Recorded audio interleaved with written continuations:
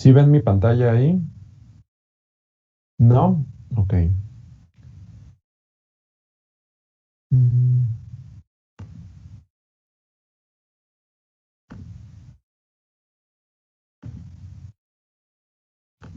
Es esta.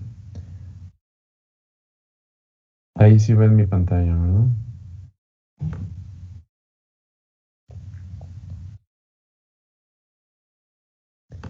¿Ahí están viendo mi pantalla?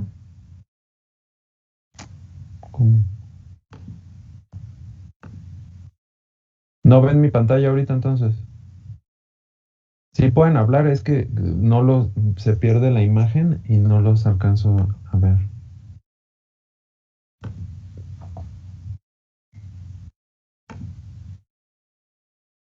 ¿Ahí ven la pantalla?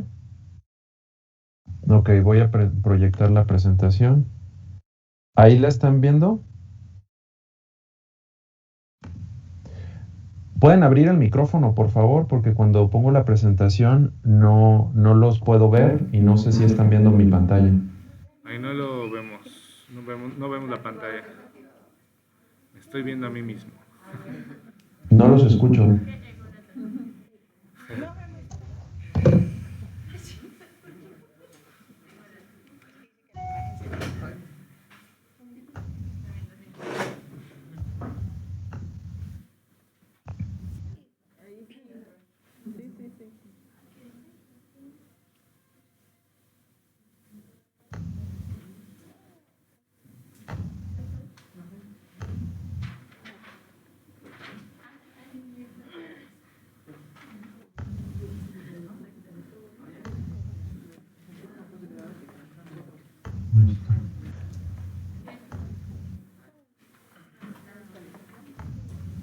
¿Ahí ven mi pantalla?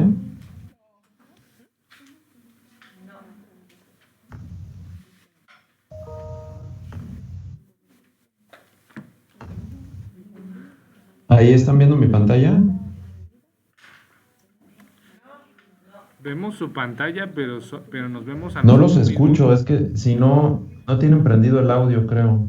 Cuando usted habla, doctor, no lo escucho. Vamos a ver. Nada más veo que se mueve el cubrebocas, pero no lo estoy escuchando. ¿Ahí ya nos escucha? Sí, ahí ya los escucho. Ah, ok, perfecto. Vemos su pantalla, pero donde está Google Teams, perdón, Microsoft Teams. Ok, Este, si cambia la ventana hacia donde se ve la presentación, sí la alcanzamos a ver. a ver, ahí la voy a poner. Ajá. ¿Ahí están viendo Ahí la ahí la presentación? estamos viendo. A ver, es que cuando pongo la presentación dejo de verlos. Entonces, ahí está, ya ven la pantalla, la presentación proyectada. Así es, también lo vemos a usted abajo. Perfecto, entonces así empezamos, ¿no? Muy bien. Entonces vamos a empezar la charla. Buenos días, bienvenidos. Es una charla no tan extensa. El tema que me encargaron es tratamiento de osteoporosis y ver la parte de tratamientos antirresortivos versus anabólicos. Entonces vamos a tratar de puntualizar en esto. Osteoporosis es un tema muy largo, no voy a hablar de epidemiología, muy poquito de fisiopatología por cuestiones del tiempo. Al final de la charla, si tienen alguna pregunta o si quieren ir escribiéndola en el chat, con todo gusto trataremos de resolverla. Este es mi conflicto de intereses. He dado charlas y desarrollado material científico para estas empresas farmacéuticas. Este es mi currículum. Prácticamente les puedo decir, soy endocrinólogo, hice una alta especialidad en metabolismo óseo y actualmente trabajo en medicina privada en la Ciudad de México y pertenezco a algunas asociaciones y soy secretario del Colegio de Endocrinólogos de México. Bueno, osteoporosis, sabemos que todo paciente que va desde baja masa ósea, que ahora osteopenia dicen que debe de ser el término baja masa ósea, ya el paciente ha perdido hueso. Hay que tener bien consciente esta parte. En un hueso normal, como se ve aquí en esta diapositiva, va a tener alteraciones fisiopatológicas, el hueso va a ser blanco también de citoquinas proinflamatorias, de efectos incluso de diabetes o de la insulina, y eso va a hacer que inicialmente se pierdan las trabéculas horizontales y después va a ir teniendo una ganancia negativa de hueso hasta que llegue a la osteoporosis. Esto nos va a convertir a un hueso más frágil y más propenso a fracturas. Este es un corte de una vértebra para analizar el hueso trabecular, que hay que recordar que el hueso en el cuerpo pues, se divide en cortical y trabecular. A grandes rasgos, el trabecular es el hueso metabólicamente más activo y es el que se empieza a perder primero en la osteoporosis. Podemos ver arriba a su izquierda un hueso normal, una vértebra normal. Tiene algunos agujeros, pero nada comparado con la vértebra de abajo que tiene osteoporosis, pérdidas de trabéculas horizontales y ya incluso de trabéculas verticales, haciendo un hueso más poroso y más propenso a fracturas. Sabemos que la masa ósea va a estar condicionada y expresada en su máxima expresión, vaya la redundancia, a los 30 años de edad.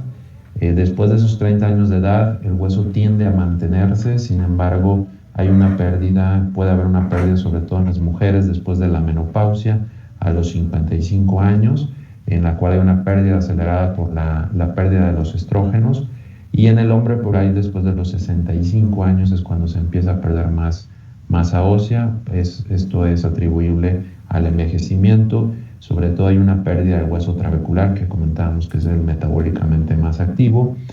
Por esto la osteoporosis va de la mano a la edad o al envejecimiento, y recalcar también que si hay alguna condicionante como deficiencia de vitamina D, por ejemplo, que nos deje un pico de masa ósea más bajo, desde ahí pudiéramos ya empezar a tener osteoporosis en etapas más tempranas, más los factores de riesgos atribuibles propios a la osteoporosis. ¿Por qué es importante prevenir una fractura?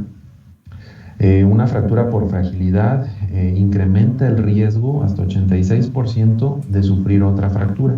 Es decir, un paciente que se fractura, o el que ustedes ven en el hospital que llega por una fractura por fragilidad, estoy hablando no un paciente de 20 años que tenga un accidente automovilístico, ¿no?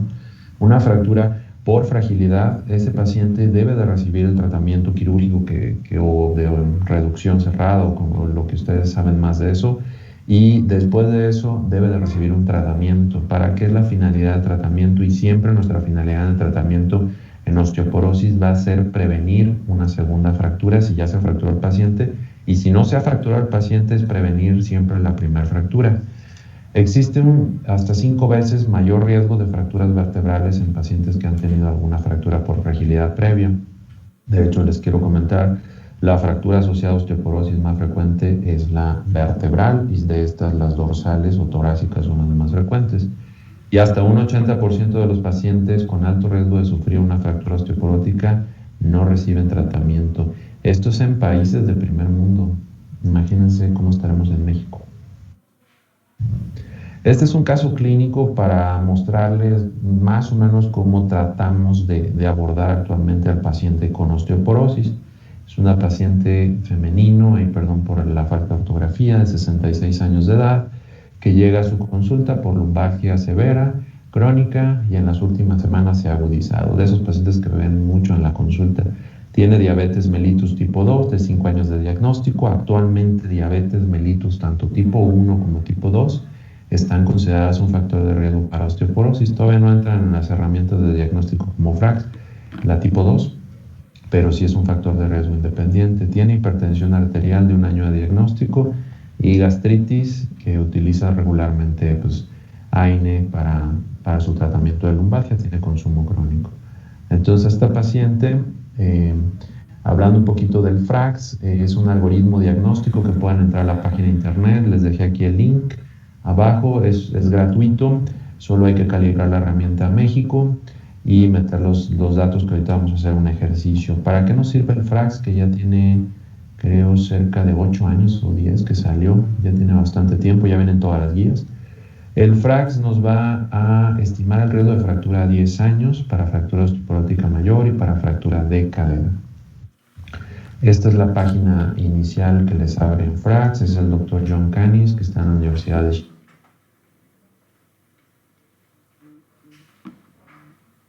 Los criterios diagnósticos densitométricos en 1994 en la OMS para osteoporosis, que son los que utilizamos actualmente.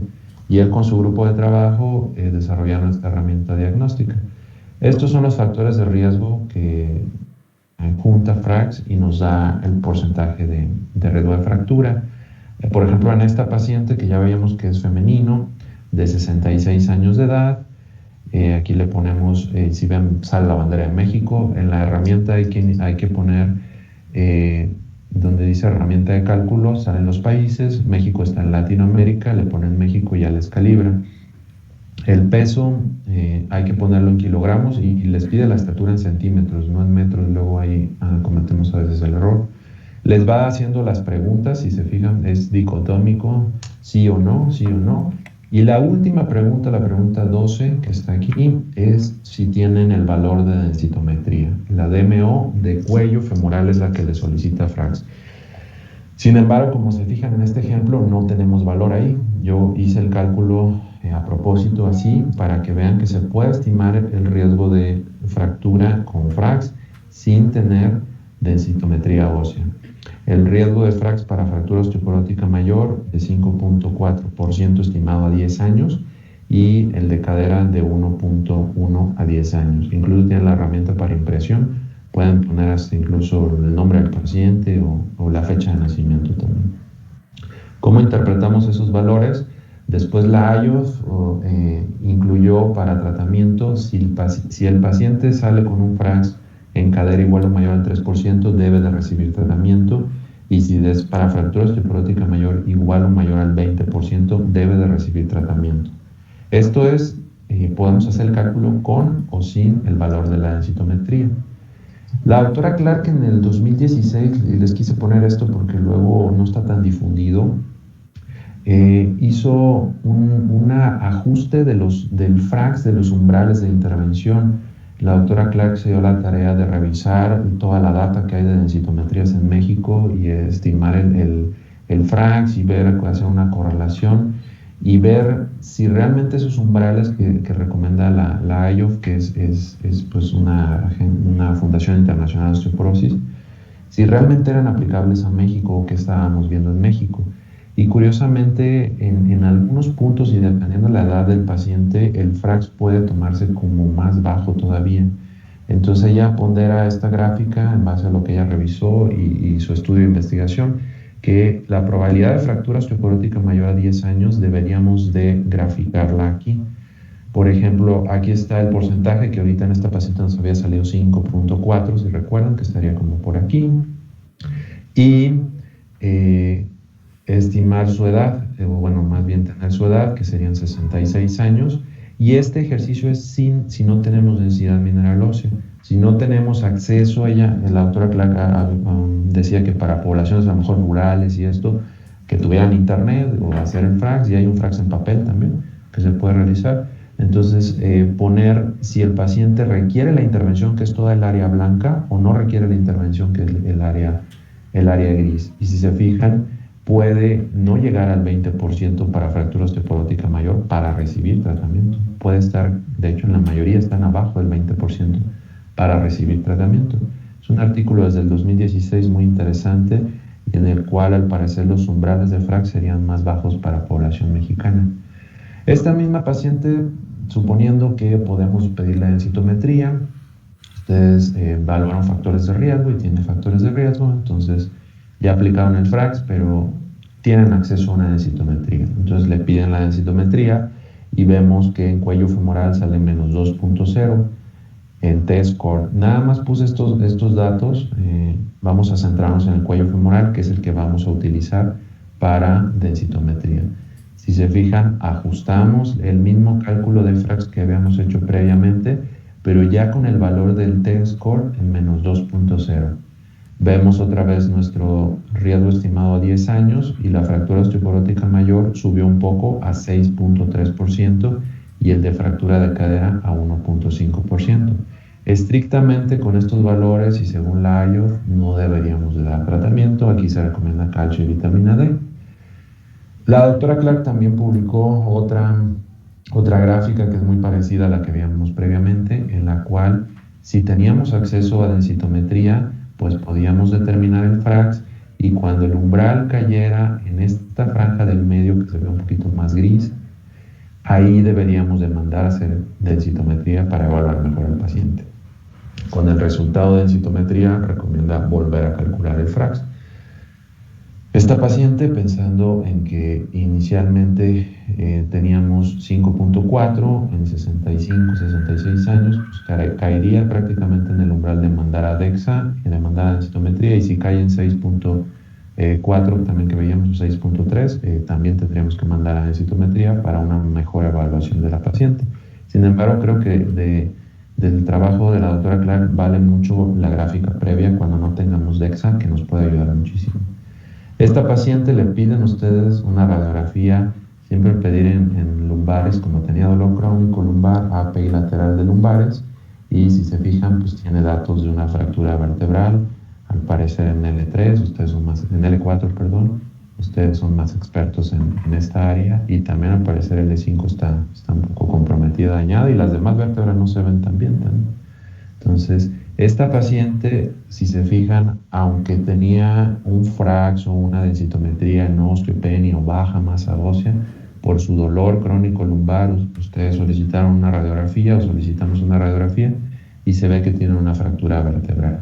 Con esto la paciente en las nuevas guías y desde hace tiempo entraría como osteoporosis severa por tener una fractura independientemente de su densitometría. Ahorita vamos a ver unas definiciones de las nuevas guías.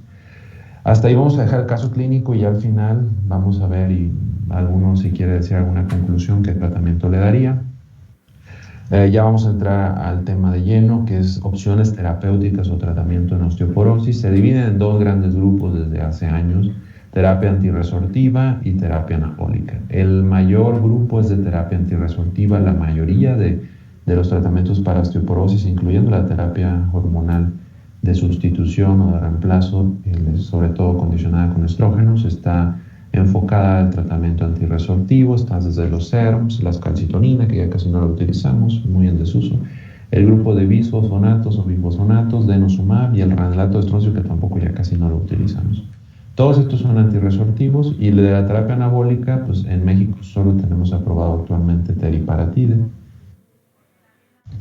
¿En qué se basan a grandes rasgos estos tratamientos? La terapia antirresortiva se basa en que tratar de mantener el hueso y que este mismo hueso tenga un poquito de efecto anabólico a través del tiempo, o el no perder el hueso. En osteoporosis el no perder es ganar. Cuando vamos leyendo el seguimiento en las densitometrías, si tengo esta misma paciente que veíamos en el caso clínico y yo le doy cualquier tratamiento para osteoporosis y veo que al año sigue el T-score en -2, y no se ha fracturado y tiene mejoría clínica, eso quiere decir que tiene una buena respuesta al tratamiento. A veces los tratamientos no son así, de que de -2 vaya a pasar a -1 en el T-score. Sin embargo, el mantener el hueso en esa paciente hace que disminuya su riesgo de fractura porque va envejeciendo.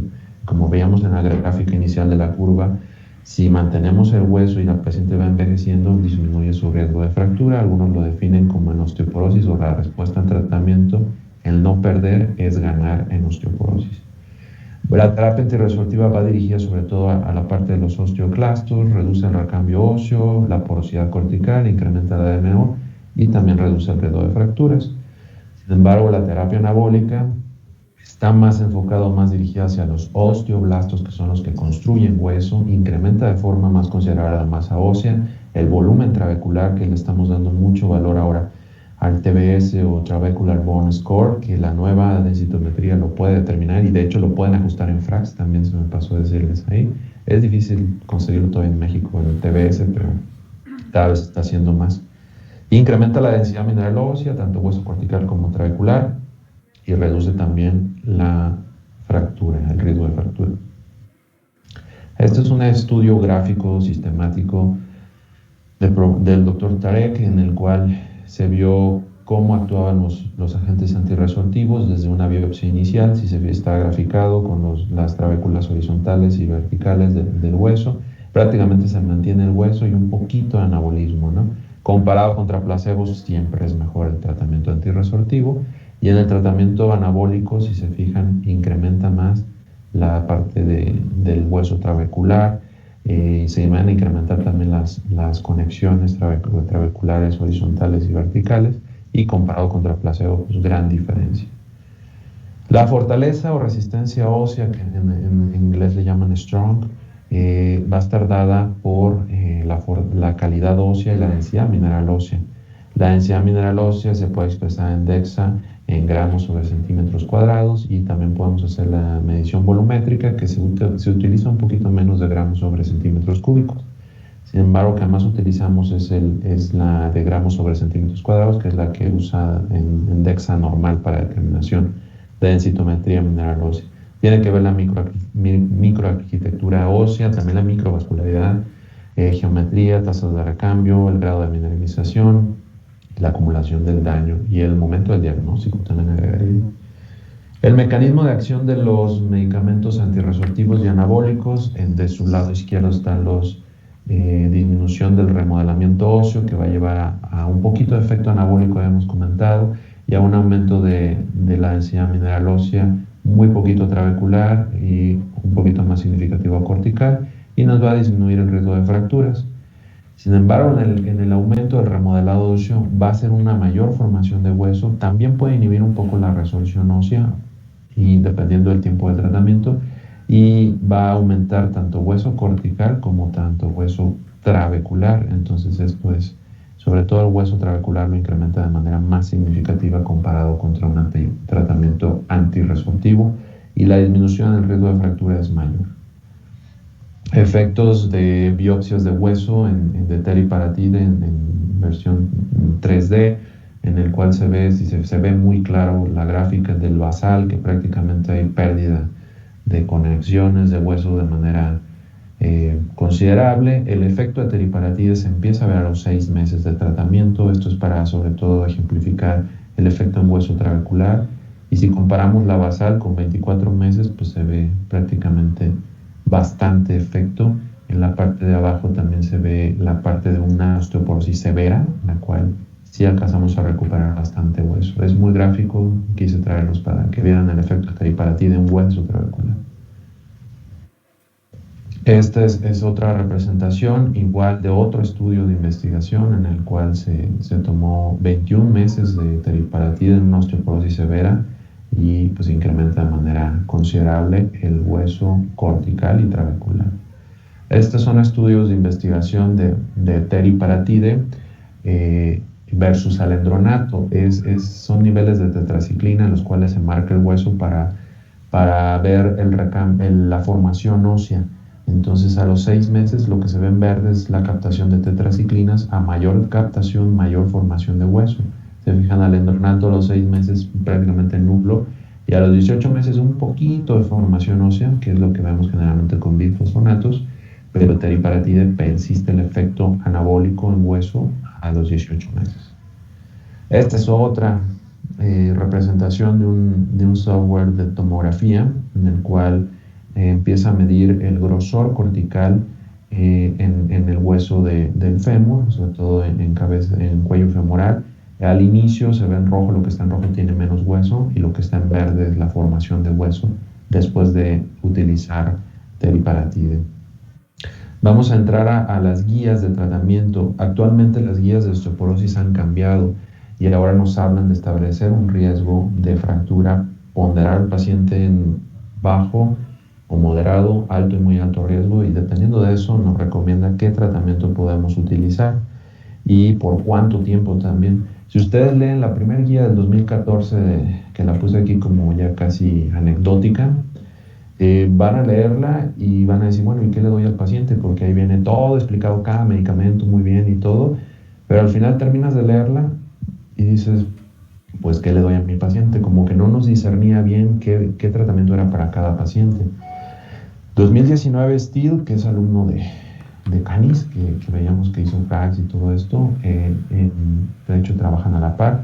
En el 2019 publicó la Endocrine Society en Estados Unidos, pero conjuntó un equipo multidisciplinario internacional, unas guías de tratamiento para osteoporosis que están muy, muy adecuadas, yo creo. Y en el 2020 la Asociación Americana del Colegio de Endocrinólogos de Estados Unidos, también con un grupo internacional multidisciplinario, el año pasado publican una nueva guía también, que está ahora como todo más amigable, a color, nos va llevando de la mano, y creo que es un muy buen esfuerzo. Estas dos guías se las recomiendo, traen unos algoritmos muy padres que ahorita los vamos a ver.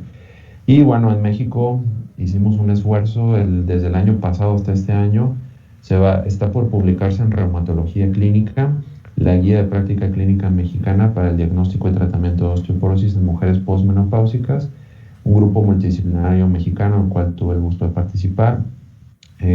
Son 20 recomendaciones muy digeribles y muy adaptadas a población mexicana. Esas también se las recomiendo, creo que sale en el próximo mes ya publicado. Esta es la guía del 2019 que les comentaba. De hecho, si se fijan, está Steel, que está en Sheffield, en Reino Unido, que les digo que trabaja con Canis, y hay desde San Francisco, California, la Clínica Mayo, varios en Toronto también, Canadá tiene muy buenas guías, expertos mundiales.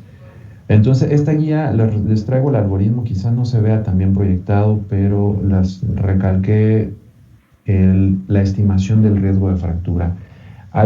Toda mujer postmenopáusica debe de iniciarse cambios en estilo de vida, calcio y vitamina D, lo que comentaban. Ojo, el calcio es calcio en la dieta que llegue de 1000 a 1200 miligramos de calcio elemental al día. Si la paciente no llega a eso, ahí sí hay que dar el suplemento. Y la vitamina D sí es para todos. Ahí sí vitamina D para todos. Si lo ideal sería que tuvieran arriba de 30 nanogramos, a veces no tenemos mediciones y lo que hacemos, damos a veces requerimientos o un poquito más, un mes, 2 meses, y luego bajamos a requerimientos de vitamina D. El punto 2, determinar FRAX. Para todos los pacientes hay que hacerles de inicio el FRAX, que ya lo veíamos con nuestro caso clínico. Y ahí comentan que hay que especificarlo para el país, o si hay un umbral específico para el país, que es lo que les comentaba de la doctora Clark, que a veces no determinamos el FRAX y nos vamos a valores absolutos recomendados hace años, pero tenemos umbrales para México. Después de eso, vamos a ver si el paciente tiene bajo riesgo o muy alto riesgo de fractura. Si tiene bajo riesgo, de hecho, ellos recomiendan solo continuar con calcio y vitamina D y hacer una estimación del riesgo de fractura de 2 a 4 años, si tiene bajo riesgo. Si tiene moderado riesgo, también pueden vigilarlo o ya pueden iniciar tratamiento con bifosfonatos. Los cuadros azules, si se fijan, viene ya el inicio de tratamiento, todos con calcio y vitamina D que ya habíamos comentado, pero también viene abajo por cuánto tiempo. Ya los bifosfonatos se recomiendan orales hasta 5 años e intravenosos no más de 3 años. Denosumab de 5 a 10 años y teriparatide 2 años. Abaloparatide no lo tenemos en México ni lo vamos a tener, al parecer no se va a lanzar. Entonces, después de eso, ir evaluando el riesgo de fractura y los va llevando de la mano para el seguimiento. Este algoritmo es un gran avance, yo creo, en las guías de osteoporosis que antes no teníamos. Antes no teníamos tampoco tantos tratamientos para osteoporosis y tenemos pacientes que han recibido 15 años de bifosfonatos a lo mejor. En la guía también hacen como un pequeño análisis de todos los datos en los cuales ponen todos los grupos de tratamientos y siempre cuando lean un estudio va a haber disminución del riesgo de fractura vertebral, no vertebral y de las no vertebrales se separan de cadera. Para teriparatide remarco que tiene buena evidencia para disminución del riesgo de fractura vertebral y si se fijan la mayoría de los medicamentos disminuyen fractura vertebral.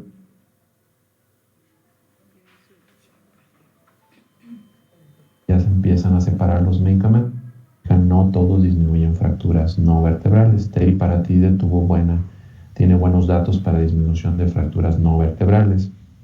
Y en fractura de cadera aquí también ya no son iguales, aquí hay menos evidencia para teriparatide al parecer que disminuye fractura de cadera, pero ha sido por los datos analizados al parecer. Al final vamos a presentar un metaanálisis en el cual pareciera que teriparatide sí disminuye también el riesgo de fractura de cadera.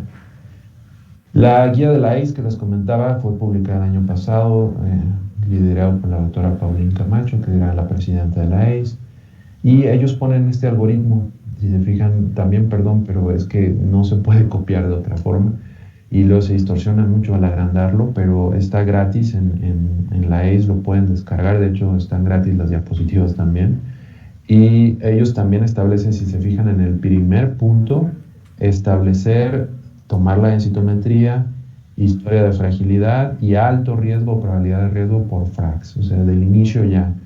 Ellos antes de iniciar tratamiento recomiendan evaluar causas secundarias de osteoporosis, que a veces es muy complicado y muy costoso, sobre todo en México. Sin embargo, cuando hay falla de tratamiento, sí estamos obligados a evaluar causas secundarias de osteoporosis, corrección de deficiencia de vitamina D y asegurar el aporte adecuado de calcio, que ya comentábamos. Y después de todo eso, educación para el paciente, recomendación farmacológica. Ellos consideran alto riesgo con fractura previa y muy alto riesgo. Y después de eso empiezan a recomendar, no están en orden de recomendación, tienen una recomendación inicial y una alternativa. Y cuando tienen fractura, que están más abajo, si se fijan, ya es diferente, pasan a muy alto riesgo con fractura, ahí ya cambia un poquito el tratamiento y también comentan por cuánto tiempo y si el tratamiento puede ser secuencial y que, o sea, más bien debe ser secuencial y no se debe de suspender. Y bueno, les recomiendo marcador de recambio óseo y todo esto que es difícil en México. Esta guía está un poquito mejor en la guía mexicana, que espero que les pueda servir. Esto es la guía de la ES ya traducida. A alto riesgo habíamos comentado sin fractura, las alternativas es desde alendronato, denosumab, risperidone, ácido zoledrónico y otras alternativas, ivandronato y reloxifeno. Evaluar la respuesta al tratamiento. Ellos recomiendan una densitometría mínimo o máximo más bien al año, puede ser 12 meses. Si pasa más de 12 meses y el paciente no se ha fracturado, no pasa nada. Hay guías que recomiendan hasta 24 meses hacer la densitometría, pero hay que continuar el tratamiento. Los periodos de descanso generalmente no los estamos realizando. Los estudios que hay de seguimiento en periodos de descanso, de holiday, ha habido reporte de bastantes fracturas. Denosumab no tiene periodo de descanso. Y bueno, aquí si se incrementa el riesgo de fractura o se fracturó el paciente o hay falla de tratamiento, pasaría a muy alto riesgo, en el cual cambia la recomendación de tratamiento. Aquí se van y recomiendan en el texto iniciar de preferencia un anabólico, de que ellos tienen otros medicamentos que en México solo tenemos teriparatide, ellos tienen romosozumab y avaloparatide que nosotros no los tenemos, pero teriparatide pudiera ser una opción. Y alternativas si no lo puede comprar el paciente, si no está en el cuadro, no sé, alendronato, risperidone, pero sí darle algo al paciente. Y van recomendaciones en cuanto al tiempo de uso de cada medicamento. Como se fijan, avaloparatide o teriparatide 2 años y después seguir con un tratamiento antirresortivo. Los criterios de diagnóstico por medio de densitometría siguen siendo los mismos en la ACE, no los traduje, pero son los mismos. Ahora el término de osteopenia está en desuso y ahora dicen que debe ser baja masa ósea, lo más adecuado. Y lo que sí hacen mucho énfasis es que la densitometría sigue siendo el estándar de oro, lo que podemos utilizar.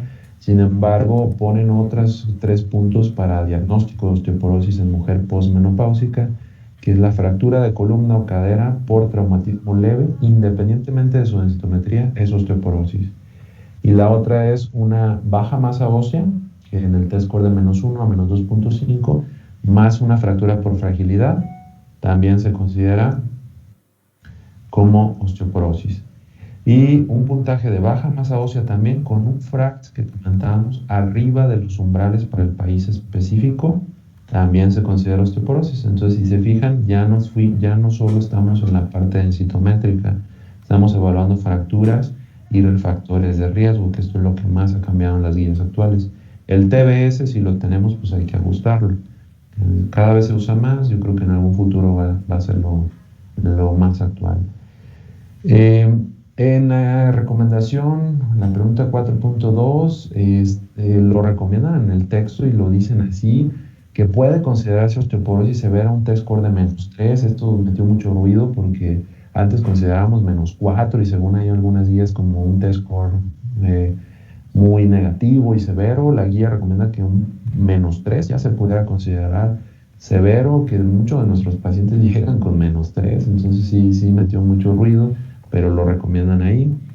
Alto riesgo de caídas, incluso un factor clínico, antecedentes de caída y muy alta probabilidad de fracturas con FRAX, que les salga el FRAX para fractura osteoporótica mayor igual o mayor al 30%, se considera de osteoporosis severa, o el de cadera igual o mayor a 4.5%. Entonces ya estamos definiendo osteoporosis severa con otros criterios. Este es un metaanálisis del doctor Díaz que les comentaba de teriparatide, que se le Ha comentado que no tiene una disminución en el riesgo de fractura de cadera. Sin embargo, el problema es que las fracturas de cadera en los estudios de teriparatide fueron muy pocas las fracturas de cadera y al parecer por eso no había un poder estadístico.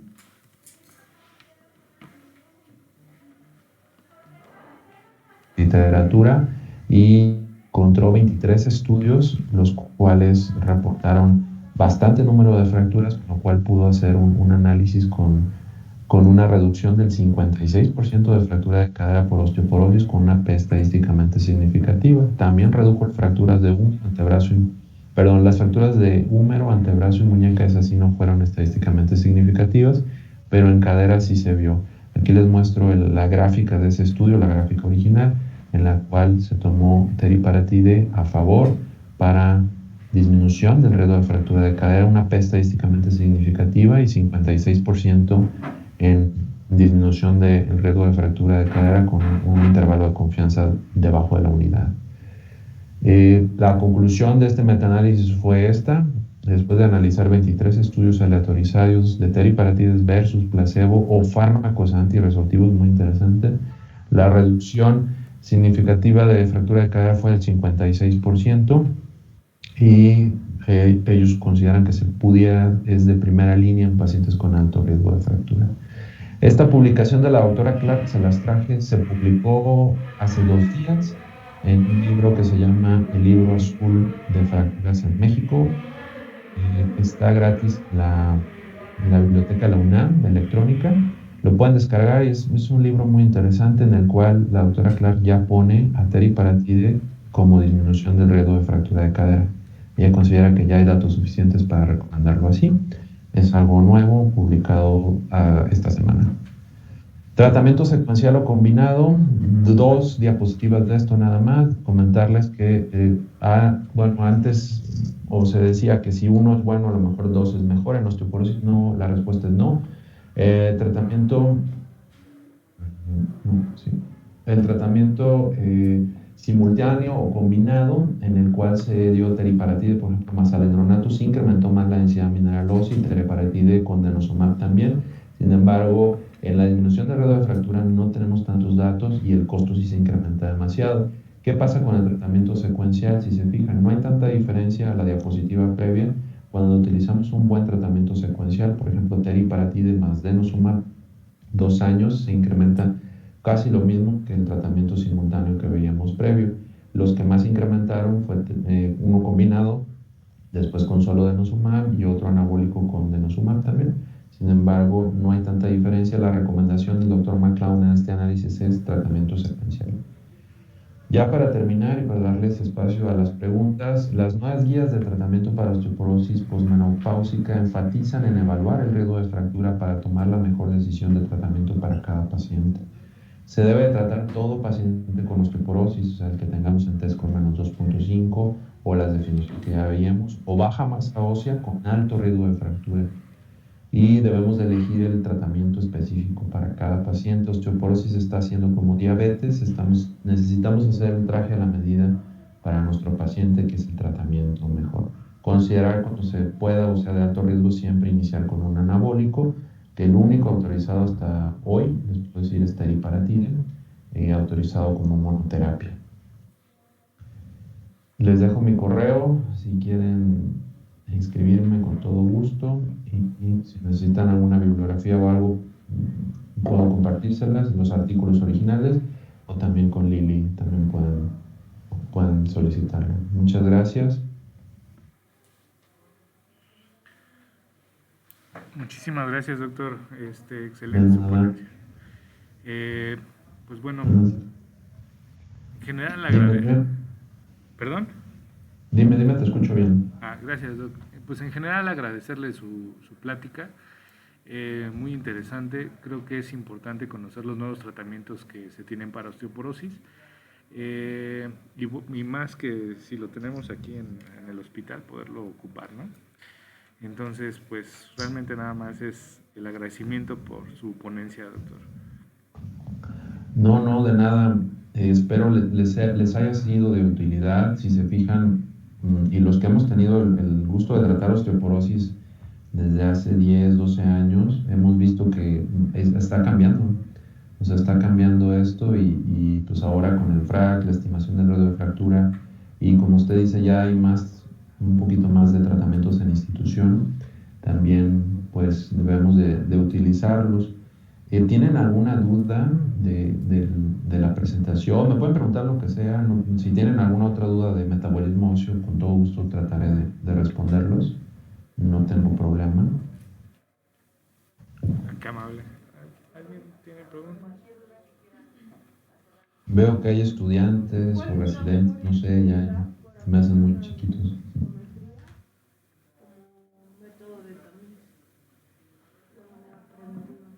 Comentaban los doctores que, de acuerdo a su experiencia, doctor, ¿cuál cree que sea la mejor edad para empezar el tamizaje en osteoporosis con la densitometría ósea? Sí, sí, gracias. Mira, si nos vamos apegados así a guías, se dice que las dividen en factores de riesgo. Si tu paciente no tiene ningún factor de riesgo y la mujer debe de tener una densitometría, depende de la guía donde lo leas, es de 60 a 65 años. Pero si no tiene ningún factor de riesgo, y el hombre a partir de los 70 años, sin factores de riesgo. Ahora, si tienes factores de riesgo, a partir de los 50 años de edad se recomienda ya empezar a estimar factores de riesgo para osteoporosis o para fractura. Y a partir de los 50 años, si tiene factores de riesgo, ya pudiera realizarse una densitometría. ¿Cuáles son estos factores de riesgo? Los que presentábamos en FRAX. Por ejemplo, si tiene artritis reumatoide o alguna enfermedad reumatológica, alto consumo de glucocorticoides, si ya tuvo una fractura por fragilidad, si tiene deficiencia de vitamina D es otro factor de riesgo, si tuvo menopausia temprana, falla ovárica prematura, si tuvo hiperparatiroidismo, hipertiroidismo incluso. Todos esos factores de riesgo, si los tiene antes de cualquier edad, hay que pedirla, y a partir de los 50 años, de manera general, se recomienda empezar a evaluar factores de riesgo. Ahora, si ustedes tienen un paciente, por ejemplo, de 30, 40 años que tuvo un hiperparatiroidismo primario y una fractura vertebral por compresión, ese requiere densitometría, independientemente de que tenga menos de 50 años.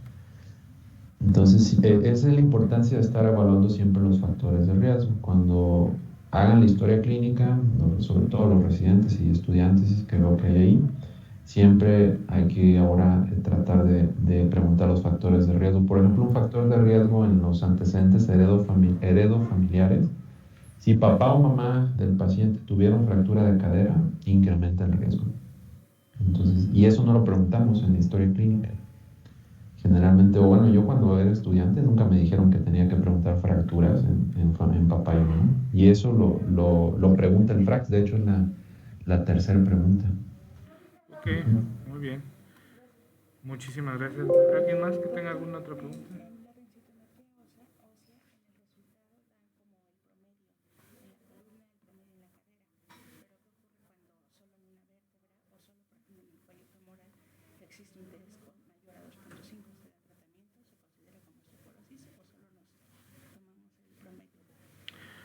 No sé si alcanzó a escuchar la pregunta. Sí, la escuché apenas, pero sí. Sí, miren, la densitometría hay que tomar 3 valores. Yo casi siempre empiezo en cadera y el más importante es cuello femoral. Cuello femoral, el T-score. Luego anoto cadera total, también T-score. Y de columna lumbar hay que ver las 4 vértebras. Se toma de L1 a L4. Y el valor total es el que tomamos. Sin embargo, hay que leer todos los valores, L1, L2, L3 y L4.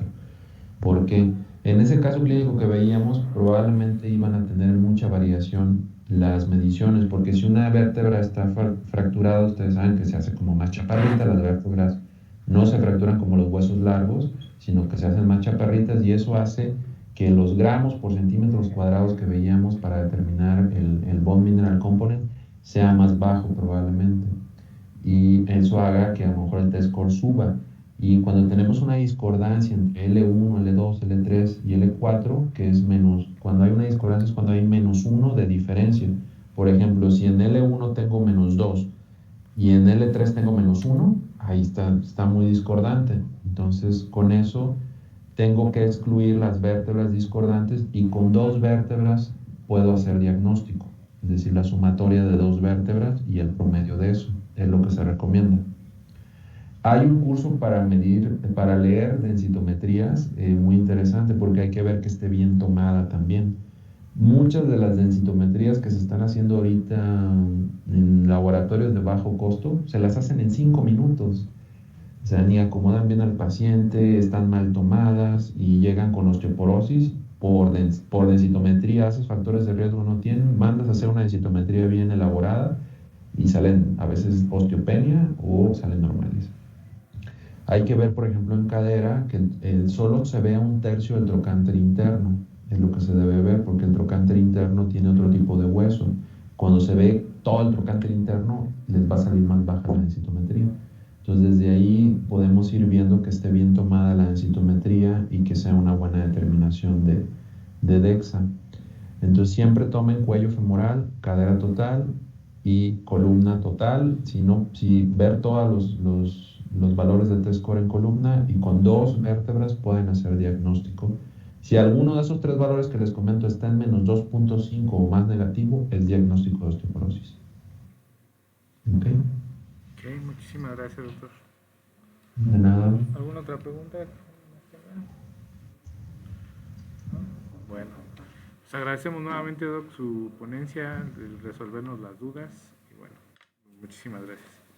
No, de nada, espero que les haya sido de utilidad. Estoy a sus órdenes, tienen mi correo y ahí estamos a la orden. Espero no tengan mucho acceso a los medicamentos, que luego es un problema. Yo también estuve en institución y batallaba mucho. Lo que me ayudaba un poquito es a veces hacer protocolos, les puedo dar ese tip, y hacer protocolos o algo, publicar algo de investigación en el cual me autorizaban un poquito más fácil los medicamentos también, que es un problema. Y poner las guías, poner la bibliografía, lo que yo hacía, mira, aquí está la guía, en esto me baso, y ahorita que salga la mexicana, ponerla también. Hay un proyecto de norma oficial mexicana que no se ha autorizado, todavía está en la Cámara de Diputados desde hace un buen, esperábamos que saliera este año, pero como todo por la pandemia se atrasó, pero hay una NOM, no me acuerdo el número, está como proyecto de norma oficial de osteoporosis. Si esa se aprueba, ahí viene, de hecho, viene estipulado que teriparatide es para fracturas, para tratamiento de osteoporosis de alto riesgo.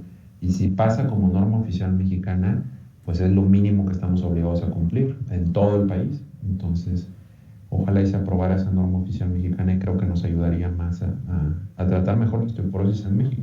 Están las guías de práctica clínica y les digo esta que va a salir ahorita, yo espero en octubre, en reumatología clínica, que también les puede dar un sustento para cuando piden algún medicamento que luego no ponen trabas o cosas administrativas. Y la densitometría no es absolutamente necesaria para el diagnóstico, como vieron. Si el paciente tiene fractura por fragilidad, independientemente de su densidad mineral ósea, es osteoporosis hasta no demostrar lo contrario y debe de recibir tratamiento. Por ejemplo, esta paciente, ya para terminar, esta paciente que tenía las fracturas vertebrales, ¿cómo la vieron en el caso clínico? ¿Qué tratamiento le dieran ustedes? Y no es porque esté patrocinada la plática. ¿Qué tratamiento le dieron? Y si no, ok, teriparatide sería una opción. Y si no tuvieran o no, o la paciente sea particular, no la puede comprar, ¿qué otra opción le dieran? El endronato pues, está bien. ¿Qué otra opción? Calcio y vitamina D es para todos, ¿eh? Es para todos. Le pueden dar cualquier tratamiento. Lo importante es que les den el tratamiento para evitar que vaya siguiéndose fracturando las vértebras. A veces llegan pacientes con 3, 4 vértebras fracturadas, incluso operadas a veces, y no les dan ni vitamina D. Entonces, sí, no sé ahí qué pasa. Y sí es importante. O hay clínicas por ahí no sé, medias chamanescas que dan cartílago de tiburón y todo eso. Yo creo que les ha tocado ver a los doctores que ya están más grandes y llegan para osteoporosis y llegan fracturados los pacientes y nunca recibieron un tratamiento adecuado. Entonces también esa parte es importante. Entonces sí, lo importante es que decidan el mejor tratamiento para cada paciente y se los den. Muy bien. Muchísimas gracias, doctor. De nada. Gracias. Bueno, pues si no hay más preguntas, los dejo. Tengo que seguir trabajando. Buen día y ahí sigo a sus órdenes. Muchas gracias, buen día. Bye.